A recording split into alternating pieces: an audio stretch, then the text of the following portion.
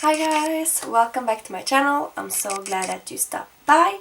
If you're new here, my name is Catherine, and for today's video I created this cut crease glitter liner thing going on over here.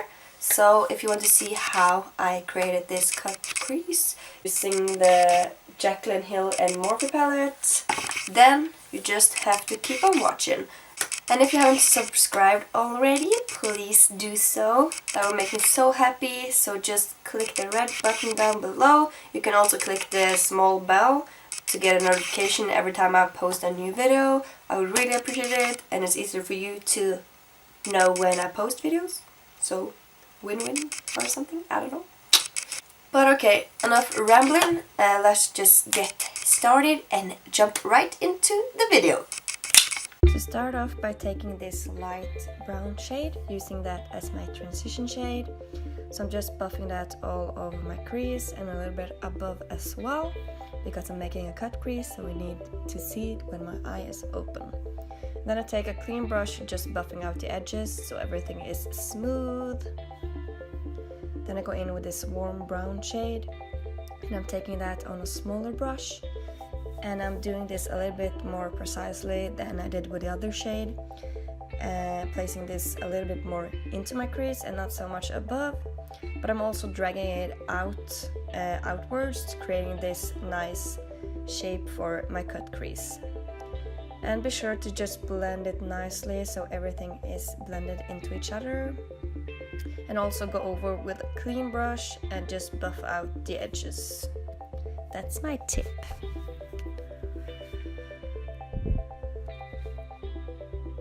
And then I go into this dark brown shade, taking that on a pencil brush from Jouer. Not that it matters, but yeah. And I'm just kind of mapping out where I want my cut crease to be. Doing this a little bit more precisely, a lot more precisely than with the other shade. Just mapping out and creating the form shape. I'm also taking this all the way into my inner corner because we want to see the color when we cut the crease. Then I go over and blend it with a clean brush. No, it's not a clean brush, but with the previous brush that I used. Just buffing out the edges, and I'm trying to focus on the top part of the color and not so much on the bottom, because we want the bottom to be crisp. Then I take this black shade, taking a much smaller brush again, and making this line a bit more precise than the other one. And I'm taking this the first down and just mapping out that shape again, dragging it all the way in and all that. I go over with a clean brush, a smaller brush this time, and as I said, I've tried to focus mostly my blending on the top of the shade and not so much on the bottom part, because that's supposed to be crisp and all that.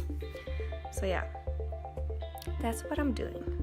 Then I go in with my trusty Tarte Shape Tape Concealer.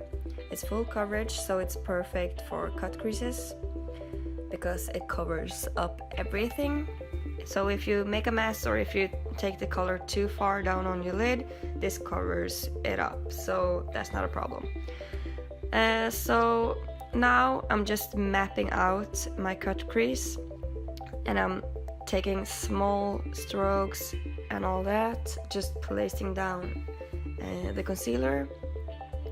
And I would recommend taking your time with this. Don't rush it, because you want it to be really crisp and clean and not so messy, because you want the line to be like, yeah, you know, crisp, nice.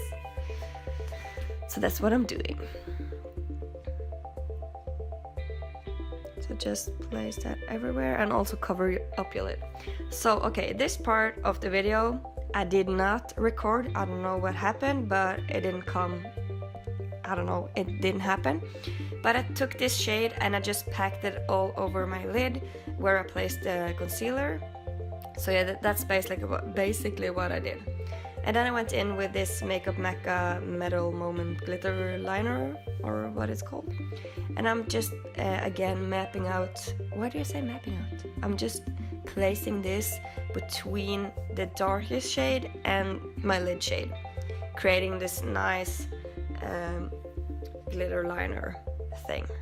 So yeah, and you just have to go over it a couple of times to get like the opacity that you want. So yeah, then I take this same shade that I used for my transition shade on the top lid, just dragging that across my lower lash line to create some transition there as well.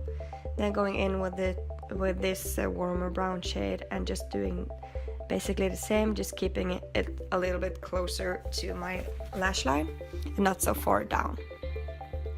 And then I'm just blending these two shades together so everything is seamless, as I always say, seamless.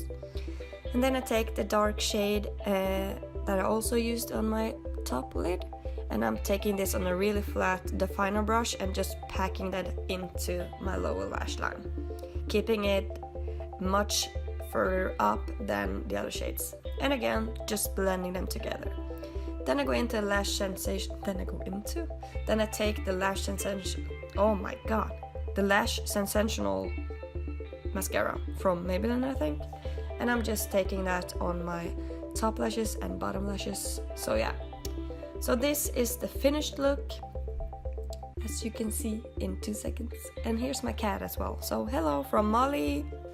So yeah, this is the finished look. I hope you like it. If you do, please let me know. Thumbs it up, comment down below, and please subscribe to my channel. Bye!